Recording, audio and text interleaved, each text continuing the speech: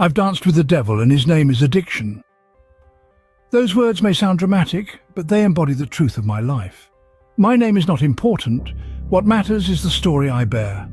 Picture this, an 80-year-old man who has spent more than 3/4 of his life in the grasp of a seemingly harmless habit. That's me. It all started quite innocently. A puff here, a drag there, and before I knew it, I was in the throes of a weed addiction. It was a slow dance, a gradual descent into a world where reality blurred, and my life began to crumble. The losses? Oh, they were numerous, each more painful than the last. Regrets? Those were the ghosts that haunted my every waking moment. And now I stand before you, a shell of the man I once was, but with a story to tell. The first puff seemed harmless, a mere experiment, but it was the start of a long, destructive journey. I was a sprightly 20 when I first encountered it, an age of curiosity and a hunger for new experiences. A trusted friend introduced me to it, presenting it as an escape, a way to experience the world differently. The initial rush, the euphoria, it was like nothing I'd ever felt. It was an escape, a way to disconnect from the trials and tribulations of life. Day by day, puff by puff, it became a part of my routine, a necessity rather than a choice. It was an insidious transformation, so slow and gradual that I scarcely noticed it. But the joy and the novelty of the experience started to fade, replaced by a gnawing dependency. I was caught in its grasp before I even realized it. Little did I know, I was opening a Pandora's box that would change my life forever. Weed became my master, and I its loyal servant, oblivious to the havoc it was wreaking. As the years passed, my addiction tightened its grip, transforming me from a casual user to a habitual smoker. I was caught in a dizzying dance with Mary Jane, seduced by her allure, blinded by her deceitful promises of solace and escape. My professional life began to crumble as my addiction grew. I lost focus, my performance dwindled, and I became a shadow of the man I once was.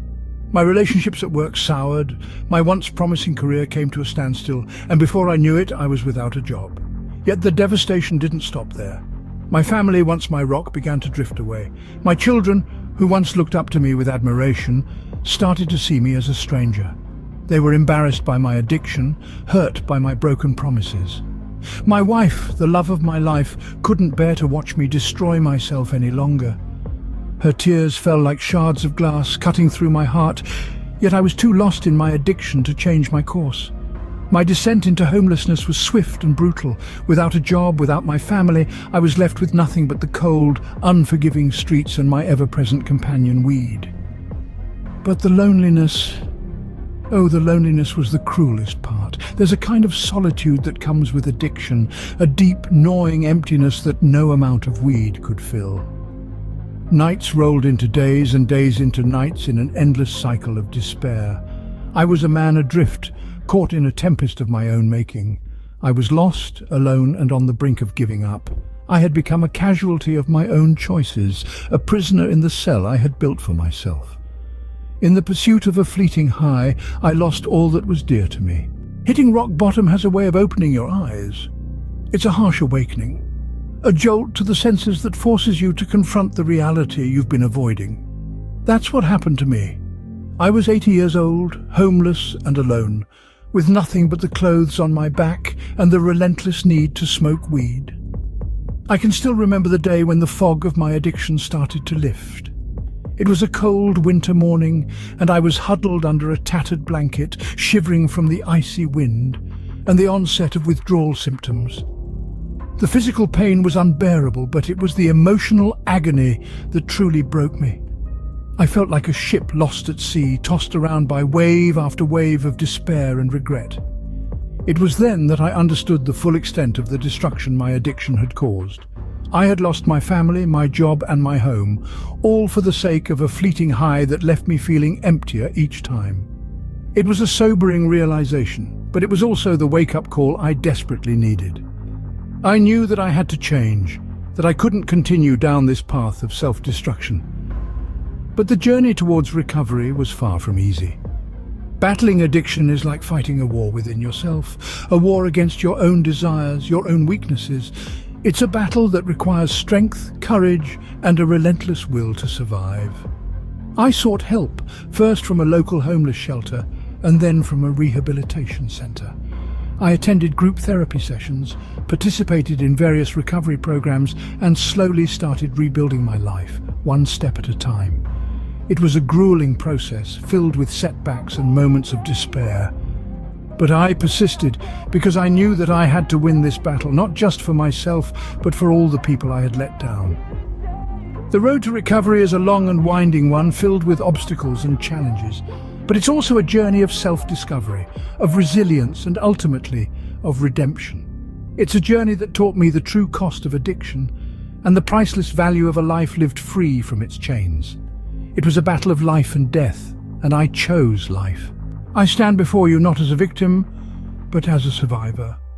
My journey through the haze of weed addiction has taught me lessons that I wish upon no one. But if my experiences can deter even a single person from this path, then it's a story worth sharing. I've learned the importance of acknowledging addiction.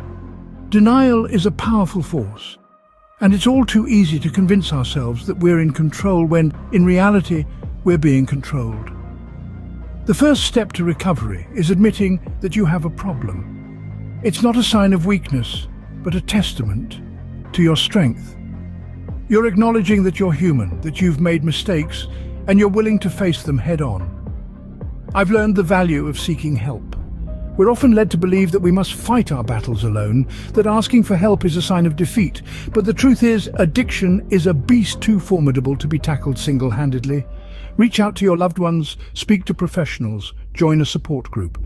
After decades of isolation, I found solace in shared experiences and collective strength. I've learned about the power of resilience. It's not about how many times you fall, but how many times you get back up. Overcoming addiction is not a straight path. There will be setbacks, there will be moments of weakness, but with every stumble you get a little stronger, a little wiser, and one day you'll look back and realize how far you've come. And finally, I've learned that it's never too late to change your story. For 60 long years, I was a slave to weed. I lost my family, my job, my home. But today I stand before you, a man reborn, free from the shackles of addiction, living each day with gratitude and hope. I lost 60 years to weed, but today I am free. Remember, it's never too late to change your story.